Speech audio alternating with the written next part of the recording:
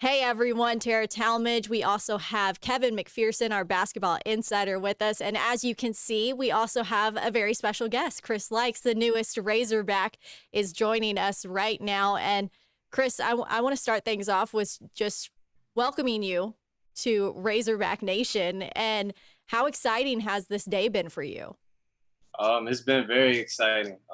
It's been a tough year for me mentally, but just today, like the amount of love I've gotten back from the Razorback community is it's unmatched. I can't even speak about it. Well, so why did you end up choosing to transfer to Arkansas?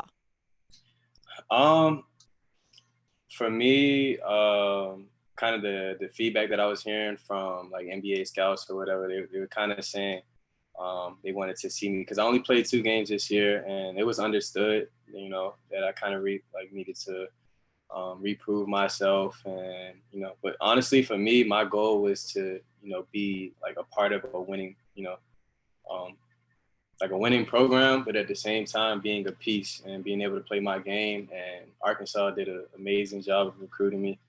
I haven't felt that much love, and I couldn't really take any visits, but like the phone calls and just the conversations we had, it just really piqued my interest, and I didn't want to really wait around. Well, I see the March Madness banner that you have in the background. So, did their run to the Elite Eight play any type of role in you choosing to come to Arkansas? It definitely did. I think the big thing for me was if I wanted to come back to college, I wanted to be, definitely in a tournament. And I feel like if I can get in a tournament and like just give it all out like that's the big goal for me, the big dreams for me. So What do you think about Coach Musselman and his style of coaching? I like it. I actually watched a 5-minute video today about him talking to the referees, and I think that's definitely one of the things I'm gonna ask him about because I get emotional in the game, get real passionate, and I don't never mean harm by it, but my tone might come off against the referees a little different. But that's definitely something I was intrigued by today. So, for But people who, overall, oh no, go ahead. Yeah, I'm sorry. oh no, sorry, continue, keep going. I mean, I kind of that was just a video I had seen today, but he's from what I've heard and what I've seen, he's a great coach. He really develops his guys. Guys have, especially grad transfers, they get there and they improve their game. So that's definitely what I'm looking to do. You liked him jumping up on the table after the win in the tournament, yeah. The passion. Mm-hmm. Well, so for people who haven't seen you play, what are some of the strengths and the things that you bring to the table at Arkansas? I play hard. I play like it's my last game. I'm a playmaker. Um, but when I first started basketball, I love scoring the ball, and that's just always been there for me. And I've had to adjust my game and make minor changes and adjustments here and there, but I've always been able to score the basketball. So. And last thing from me, you mentioned that you only played 2 games the past season because of that ankle injury. What exactly happened, and what was that process like for you getting back to 100%? It was tough. It was definitely the worst ankle sprain I probably had in my basketball career. I jumped pretty high on my jump shot, so I came down completely only on my left leg. So my ankle was exposed, and I really rolled it bad. And then what I've been hearing about ankles is sometimes it takes a little minute, to kind of get back on the court. And I was trying, but it wasn't there, and it would have been a risk for me to be out there playing. And Coach L understood that. So, All right, uh, Kevin, I'm going to let you take it from here. Chris, good to be with you today. Congrats on your commitment to the Arkansas Razorbacks. And when I watch film of you, when I watch you play, what really stands out to me are several things, but your stop and go ability, hesitations, change of pace. Another thing that I really like about your game is how you set guys up, defenders up, so that you can get a numbers advantage, and then from there you can either finish or pass to a teammate.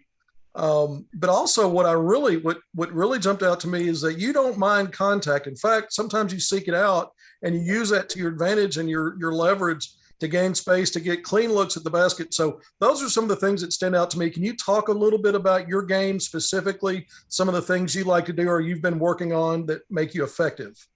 I mean, well, it sounds like you definitely tuned in and watched some film. You know, you pretty much explained my game. I just like to be dynamic. I try to do what I can to win the game. That's the most important thing. But I guess, yeah, those are pretty much the things I like to do. I like to change pace, be shifty with the basketball. If I can create for my teammates, that's another thing that I'm capable of doing.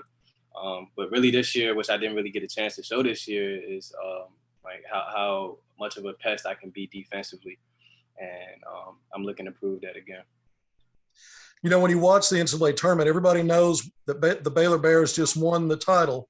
But when you watch that team and you saw guards that weren't necessarily big guards, but quick, high IQ, great instincts at both ends of the floor, did you and Eric Musselman have any discussions about his preference now maybe to play some more small ball and being able to use you in ways that maybe Baylor was able to attack and play? Yeah, I think, Baylor's kind of how like the Warriors kind of changed basketball a little bit. I think Baylor, with their three guards and being interchangeable and switching everything up top, like it makes it easier. And they play hard and they play well together. So definitely, I kind of entered the portal after the Baylor game. So right after that, Coach Muss and all the other coaches, they were hitting my phone, and it was great to hear from them. But I think I actually played against Davion Mitchell in high school. And he was kind of the same way, a strong guard. Defensively, that's his mindset, but at the same time, he can play basketball. So you're from Maryland, obviously. You had opportunities maybe with the home state Maryland Terrapins, Georgetown. We know you chose the Hogs over Southern Cal. Talk a little bit about this process, because in the transfer portal, it can go by pretty quickly from jumping in and then committing. It usually doesn't drag out too long, but talk a little bit about your process to get down to the Hogs and pick Arkansas. Well, since I entered the portal, I have been talking with my family, and like you said, Georgetown and Maryland, they had been reaching out, especially Maryland, and it got to a point where, they were at the top of my list. And then, like you said, the very next day, they got a commitment from Fast Russell. So it kind of changed things for me. But at the same time, Arkansas started to pick up their interest. And I really hadn't known too much about, Arkansas or even the SEC, just for being in Miami and the ACC for 4 years. But now that I look at it was just a perfect fit. They got Earl Boykins on staff, and that's definitely somebody I can learn from. So I'm just happy with the decision. That was going to be my next question, was Earl Boykins, having played for Musselman in the NBA and a guy that had a good NBA career, being guards, a lot of times size, so much is made of that, such a big deal of, guys' height. But Boykins and other guards over the history of college and pro ball have proven they can play and be under 5'10". What kind of talks have you had with Musselman and Boykins about how they can help you? When I signed up to play this game, I knew what it was going to be. I knew the things that I was going to hear. And right now I put myself in a position where, I tried to enter the draft, and I'm thinking about it. But for me, Coach Musselman and the combination of the coaching staff and the program and how much, they care about developing their players, it was the best fit for me to get to where I want to. And that's the NBA. And I think I can play. I think I'm capable of it. And I think just the narrative of being under those guys and learning from those guys really helps me with my position. Now, you're not the only ACC player to transfer into Arkansas. Just a few days ago, DC Tony, the 6'6" wing out of Pitt, also committed to Arkansas. What do you know about his game or remember about his game competing against him? How well do you know him? And have y'all had a chance to even talk yet? I actually talked with him today via Instagram DMs. But not the kid. I mean, I'm not gonna call him a kid, but he plays hard. He plays really hard. He's super athletic, and I'm excited to play with him. I told him that. I told him I was gonna push him, and I expect him to push me too. All right, now the current Arkansas players. Tell me what you know about Arkansas. Guys like Devo Davis, who really his name emerged as a potential future star in college basketball. Jalen Williams, a couple of freshmen. JD Note, an offensive-minded guard as well. Have you talked to any current Razorbacks in the last few days? I actually haven't gotten a chance to really reach out, but that's something that I will do, and I will get to that eventually. I just like to hear guys' experiences, kind of know what I'm getting myself into. But at the same time, for me, this is, it's a business trip. It's 1 year for me to really sit down and focus on being the best that I can be.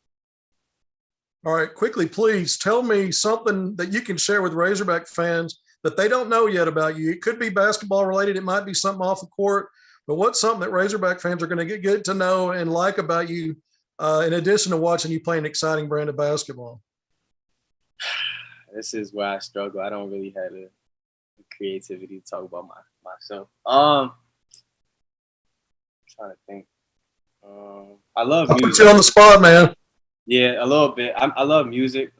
It's been a major part of my life. I use it for motivation for games and get myself in the right mindset. So I started making music. And it's all right. It's not crazy, but I've always had a passion for it. So eventually, I'm gonna sit down, kind of like how Damian Lillard is. I think that could be something for me. I look forward to in the future. All right. And that brings me to my last question. If you had an NBA player or any player that you pattern your game after that you or who you admire, look up to, who's that player?